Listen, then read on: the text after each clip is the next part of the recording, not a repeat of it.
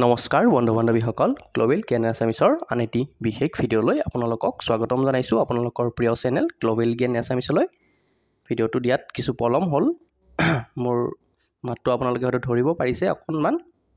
বাৰু যি কি নহওক, মোদী কেবিনেট নৰেন্দ্ৰ মোদীয়ে কি কৰিলে, দ্বিতীয়টো কাৰ্যকাল সম্পূৰ্ণ কৰি তৃতীয়বাৰৰ বাবে তেওঁ প্ৰধানমন্ত্ৰী হিচাপে শপত গ্ৰহণ কৰিলে আৰু দেশৰ বৰ্তমানৰ প্ৰধানমন্ত্ৰীগৰাকীৰ নাম নৰেন্দ্ৰ মোদী। আৰু তেওঁৰ কেবিনেট মিনিষ্টাৰসকলৰ নাম জানো আহক। বিজেপি এনডিএ এলায়েন্সৰ যি গভৰ্ণমেণ্ট তাৰে কেবিনেট মিনিষ্টাৰসকলৰ কথা জানো আহক, কি নাম আৰু পৰীক্ষা দৃষ্টিভংগীৰ ফালৰ পৰা গ্ৰেড 3 গ্ৰেড 4 হওক, খুব ইম্পৰ্টেণ্ট হ'ব আৰু পৰীক্ষাসমূহত এই বিষয়ে প্ৰশ্ন অহাৰ সম্ভাৱনা যথেষ্ট অধিক, যিহেতু নতুনকৈ চৰকাৰ হ'ল আৰু অসমৰ কোনগৰাকী মন্ত্ৰীয়ে কি দপ্তৰ পালে সেয়াও আমাৰ বাবে গুৰুত্বপূৰ্ণ। গতিকে আহকচোন জানো তেওঁলোকৰ দপ্তৰসমূহ। প্ৰধানমন্ত্ৰী আপোনালোকে জানে নৰেন্দ্ৰ মোদীয়ে আছে। গতিকে আৰু প্ৰধানমন্ত্ৰীয়ে বাৰু কি কৰেনো, আপোনালোকৰ মনত প্ৰশ্ন হয়নে প্ৰধানমন্ত্ৰীয়ে কি কৰে? প্ৰধানমন্ত্ৰীয়ে মূলতঃ সংসদৰ চেম্বাৰৰ সদনৰ নেতা হিচাপে কাম কৰে, অৰ্থাৎ তেওঁ দলৰ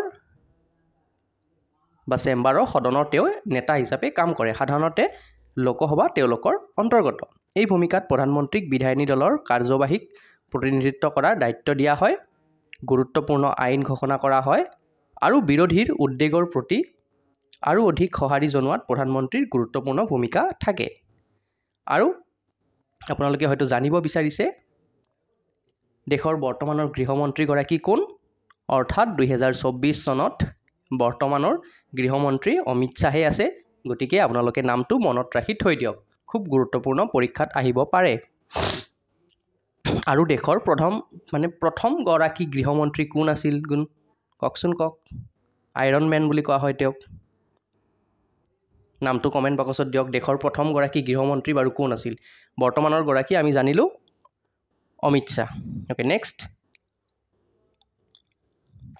গৃহ পৰিক্ৰমা মন্ত্ৰালয়ে বহুবিধ দায়িত্ব পালন কৰে, তাৰ ভিতৰত আভ্যন্তৰীণ নিৰাপত্তা, সীমা ব্যৱস্থাপনা, চেণ্টাৰ আৰু ষ্টেটৰ যি ৰিলেশ্যন, কেন্দ্ৰ আৰু ৰাজ্যৰ সম্পৰ্ক, কেন্দ্ৰীয় শাসিত অঞ্চলৰ প্ৰশাসন, কেন্দ্ৰীয় সশস্ত্ৰ বাহিনী, এইবোৰ তেওঁ পৰিচালনা কৰে আৰু লগতে দুৰ্যোগ ব্যৱস্থাপনা এক্সেট্ৰা। দ্বিতীয়গৰাকী আমাৰ পাৱাৰফুল শক্তিশালী মন্ত্ৰী হ'ল ৰাজনাথ সিং। তেওঁ দেশৰ বৰ্তমানৰ প্ৰতিৰক্ষা মন্ত্ৰী, খুব গুৰুত্বপূৰ্ণ, নামটো মনত ৰাখিব। ৰাজনাথ সিং সলনি হোৱা নাই যেতিয়া আপোনালোকৰ বিশেষ অসুবিধা নহয়। প্ৰতিৰক্ষা বুলি ক'লেই আপোনালোকৰ মনত আহে প্ৰতিৰক্ষা আৰু নিৰাপত্তা সম্পৰ্কীয় সকলোবিলাক বিষয় চৰকাৰৰ নীতিগত নিৰ্দেশনা লাভ কৰা আৰু এই নিৰ্দেশনাসমূহ সেয়া মুখ্য কাৰ্যালয়, আন্তঃসেৱা সংস্থা, উৎপাদন প্ৰতিষ্ঠান, গৱেষণা আৰু উন্নয়নলৈ প্ৰেৰণ কৰা। অৰ্থাৎ প্ৰতিৰক্ষা দপ্তৰটো যথেষ্ট গুৰুত্বপূৰ্ণ দায়িত্ব আছে আৰু মোদী মন্ত্ৰীসভাত এই গধুৰ দায়িত্বভাৰ পালন কৰিছে ৰাজনাথ সিং ডাঙৰীয়াই। দ্বিতীয়তে, চেঞ্জ হোৱা নাই, আপোনালোকৰ সকলোৰে ফেভৰেট মন্ত্ৰীগৰাকী হৈছে বৈদেশিক পৰিক্ৰমা মন্ত্ৰী। আমাৰ দেশৰ যি ফৰেন পলিচি, যথেষ্ট ক'ব লাগিব এক সুন্দৰ ফৰেন পলিচি। যদিহে আপোনালোকে ইণ্টাৰনেশ্যনেল পলিটিক্স ষ্টাডি কৰে তেতিয়া গম পাব। সুব্ৰমণিয়ম এছ জয়শংকৰ বুলি কোৱা হয় তেওঁক, সুব্ৰমণিয়ম জয়শংকৰ। গতিকে বৈদেশিক মন্ত্ৰীগৰাকী হৈছে আমাৰ সুব্ৰমণিয়ম জয়শংকৰ, তেওঁ বৈদেশিক পৰিক্ৰমা মন্ত্ৰী। নামটো মনত ৰাখিব, অধিকাংশ ছাত্ৰ ছাত্ৰীয়ে জানে, যিসকলে নাজানে নামটো একেবাৰে লিখি ৰাখক, খুব প্ৰয়োজন হ'ব। আৰু 5 বছৰত তেওঁক আপোনালোকে সঘনে টেলিভিশ্যনত দেখিবলৈ পাই থাকিব। নেক্সট, আপোনালোকৰ যি বিত্তমন্ত্ৰী সলনি নাই হোৱা, নিৰ্মলা সীতাৰমণেই আছে বিত্তমন্ত্ৰী। আৰু কেবিনেটৰ যি জ্যেষ্ঠতম কাৰ্যালয় বুলি আমি ক'ব পাৰোঁ, তাৰে ভিতৰত হৈছে বিত্ত অবিহনে ৰাজ্য দেশ কোনো এখনেই নচলে। গতিকে বিত্তটো খুব গুৰুত্বপূৰ্ণ আৰু বৰ্তমানৰ বিত্তমন্ত্ৰীগৰাকী হৈছে নিৰ্মলা সীতাৰমণ।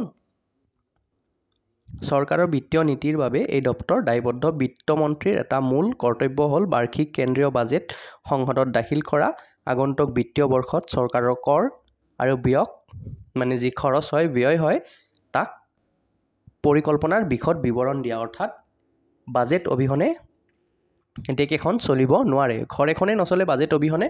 গতিকে আমাৰ বিত্তমন্ত্ৰীগৰাকীৰ নামটো সকলোৱে জানে। এইবাৰ এইটো এটা নতুন নাম, আপোনালোক সকলোৱে জানে, সকলোৰে প্ৰিয় নেতা। তেওঁক কি বুলি কোৱা হয়নো? তেওঁক কি বুলি জনপ্ৰিয় তেওঁ বাৰু শিৱৰাজ সিং চৌহান তেওঁ কৃষি আৰু গ্ৰামীণ বিকাশৰ মন্ত্ৰী হৈছে শিৱৰাজ সিং চৌহান গতিকে মূলতঃ কৃষি মন্ত্ৰী বুলি সুধিব পাৰে আপোনালোকক এগ্ৰিকালচাৰেল মিনিষ্টাৰ কৃষি মন্ত্ৰী কোন দেশৰ গতিকে নামটো খুব গুৰুত্বপূৰ্ণ আৰু আহিবলগীয়া 5 বছৰত আপোনালোকে তেওঁক নামটো সঘনে শুনিবলৈ পাই থাকিব আৰু কৃষিৰ ক্ষেত্ৰত ভাৰত চৰকাৰে যথেষ্ট কৰণীয় কাম আছে গতিকে খুব গুৰুত্বপূৰ্ণ আৰু গধুৰ দায়িত্বভাৰ শিৱৰাজ সিং চৌহান কৃষি মন্ত্ৰী শিৱৰাজ সিং চৌহান কৃষি আৰু গ্ৰামীণ বিকাশ মন্ত্ৰী আৰু ৰাস্তা বুলি ক'লে পথ বুলি ক'লে এজন মানুহৰ কথাই মনত আহে যে পাকা ৰাস্তা মানে নীতিন গাডকাৰী নেহি ৰোডকাৰী বুলি কয় তেওঁক একেবাৰে ৰাস্তাই বনায় চ' কেন্দ্ৰীয় পথ পৰিবহণ মন্ত্ৰী নীতিন গাডকাৰী গতিকে তেওঁ মানে য'তেই আমাৰ ইণ্ডিয়ান হাইৱেৰ যিটো ডেভেলপমেণ্ট তাৰ আঁৰৰ মানুহজনেই হৈছে নীতিন গাডকাৰী তেওঁ কেন্দ্ৰীয় পথ পৰিবহণ মন্ত্ৰী আৰু তেওঁৰ বিষয়ে দুনাই কোৱাৰ বিশেষ প্ৰয়োজন নাই এই দপ্তৰৰ মূল দায়িত্ব হৈছে দেশৰ ৰাষ্ট্ৰীয় ঘাইপথ পৰিকল্পনা উন্নয়ন আৰু ৰক্ষণাবেক্ষণ ৰাজ্যিক পথ আৰু আন্তঃৰাষ্ট্ৰীয় সংযোগ আৰু অৰ্থনৈতিক গুৰুত্বপূৰ্ণ পথসমূহৰ উন্নয়নৰ বাবে ৰাজ্য চৰকাৰক কাৰিকৰী আৰু আৰ্থিক সহায় আগবঢ়ায় এগৰাকী নতুন মন্ত্ৰী বিজেপিৰ তেওঁ বিজেপিৰ ৰাষ্ট্ৰীয় সভাপতি আছিল জগত প্ৰকাশ নাড্ডা তেওঁ বৰ্তমানৰ স্বাস্থ্য আৰু পৰিয়াল কল্যাণ মন্ত্ৰী তেওঁৰ নামটো খুব চৰ্চাত থাকিব আহিবলগীয়া 5 বছৰত তেওঁ স্বাস্থ্যমন্ত্ৰী জগত প্ৰকাশ নাড্ডা জে পি নাড্ডা স্বাস্থ্যমন্ত্ৰী তেনেকৈ মনত ৰাখিব তেওঁৰ দপ্তৰটো হৈছে স্বাস্থ্য আৰু পৰিয়াল কল্যাণ নেক্সট শক্তিমন্ত্ৰী খুব মানে গুৰুত্বপূৰ্ণ দপ্তৰ এইটো এটা কেন্দ্ৰীয় শক্তি আৰু নগৰ উন্নয়ন শক্তি মানেই হৈছে খট্টাৰ গতিকে শক্তি মানেই হৈছে খট্টৰ তেওঁৰ নামেই হৈছে মনোহৰ লাল খট্টৰ গতিকে তেনেকৈয়ে মনত ৰাখক কেন্দ্ৰীয় শক্তি আৰু নগৰ উন্নয়ন মন্ত্ৰী হৈছে আমাৰ দেশৰ লাল মনোহৰ লাল খট্টৰ ঠিক আছে দেশৰ লাল মনোহৰ লাল একেবাৰে পাৱাৰফুল কেন্দ্ৰীয় মন্ত্ৰী শক্তি মন্ত্ৰী ঠিক আছে তেওঁৰ লগতে নগৰ উন্নয়ন মন্ত্ৰী পীযুষ গোৱেল আপোনালোকে জানে দেখাতে স্মাৰ্ট মানুহ গতিকে বিজনেছমেন যেন অলপ অনুভৱ হয় গতিকে তেনেকৈ মনত ৰাখক তেওঁ বাণিজ্য আৰু ঔদ্যোগিক মন্ত্ৰী ঠিক আছে আমি জাষ্ট অকণমান ধেমালিৰ সুৰত কথাখিনি কৈ আছোঁ যাতে আপোনালোকৰ মনত থাকিব লাগে at the and of the day আমাৰ কি মনত থাকিব লাগে পৰীক্ষাত আহিলে যাতে আমি পীযুষ গোৱেল বুলি ক'লে পীযুষ গোৱেলৰ ছবিখন মনত আহে আৰু তেওঁ কি বিজনেছমেন বাণিজ্য আৰু ঔদ্যোগিক মন্ত্ৰী বাছ আমাৰ জাষ্ট এক্সামত লিখিব লাগে এজ এ ষ্টুডেণ্ট আমি কথাখিনি চাব লাগে আৰু একেবাৰে চাউথৰ ছুপাৰষ্টাৰ যেন লাগিছেনে এইজন নতুনকৈ ক্ৰীড়া মন্ত্ৰী চিৰাগ পাছৱান আপোনালোকে যদি ৰিলছবিলাক চাই খুব তেওঁ এতিয়া ট্ৰেণ্ডিঙত আছে তেওঁ বোলে নতুনকৈ ক্ৰাছ বুলি কোৱা হৈছে নাজানো আৰু কমেণ্ট বক্সত জনাওকচোন খুব ট্ৰেণ্ডিঙত আছে মন্ত্ৰীজন চিৰাগ পাছৱান তেওঁ বৰ্তমানৰ ভাৰতবৰ্ষৰ ক্ৰীড়া যুৱ পৰিক্ৰমা আৰু খাদ্য প্ৰক্ৰিয়াকৰণ মন্ত্ৰী মূলতঃ তেওঁ ক্ৰীড়া মন্ত্ৰী ক্ৰীড়াৰ দৰে গধুৰ দায়িত্বভাৰ তেওঁৰ ওপৰত দিয়া হৈছে তেওঁৰ নাম হৈছে চিৰাগ পাছৱান আপোনালোকে জানে আৰু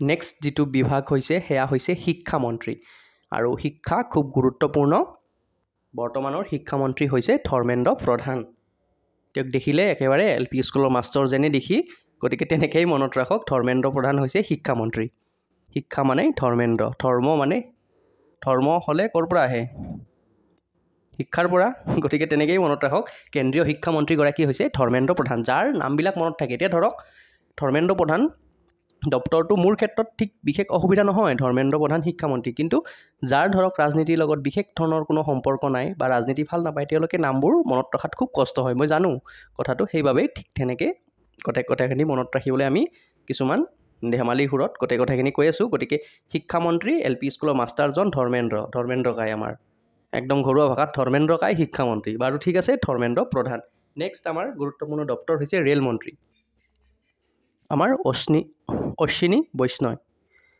বৈষ্ণয় হৈছে ৰেল মন্ত্ৰী ৰেল চলাই তেওঁ তেনেকৈ মনত ৰাখক কেন্দ্ৰীয় ৰেল মন্ত্ৰীগৰাকী হৈছে অশ্বিনী বৈষ্ণয় নেক্সট আমাৰ ওচৰৰে ঘৰৰ কাষৰ ল'ৰা কিৰেণ ৰিজিজু তেনেকৈ মনত ৰাখক কিৰেণ ৰিজিজুৰ দায়িত্ব হৈছে সংসদীয় মন্ত্ৰী বিষয়সমূহ আৰু সংখ্যালঘু পৰিক্ৰমা মন্ত্ৰী কিৰেণ ৰিজিজু তেওঁ সংখ্যালঘু পৰিক্ৰমাৰ লগতে সংসদীয় মন্ত্ৰী আৰু বিষয়সমূহ হৈছে তেওঁৰ সংসদীয় পৰিক্ৰমা মন্ত্ৰী ঠিক আছে কিৰেণ ৰিজিজু আৰু এওঁৰ বাৰু পৰিচয় দিয়াৰ প্ৰয়োজন নাই, এওঁ অসমৰ আনন্দ সৰ্বানন্দ।